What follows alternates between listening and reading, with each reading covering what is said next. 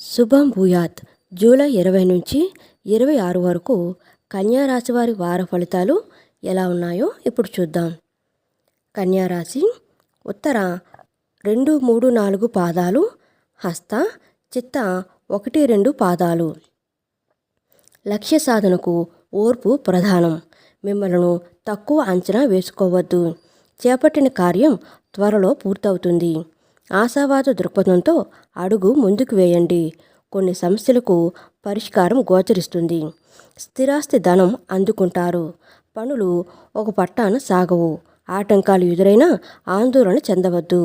సన్నిహితుల వ్యాఖ్యలు కార్యోన్ముఖులను చేస్తాయి. అనవసర విషయాలకు ప్రాధాన్యం ఇవ్వద్దు. నూతన ఉద్యోగ ప్రాప్తి కలుగుతుంది.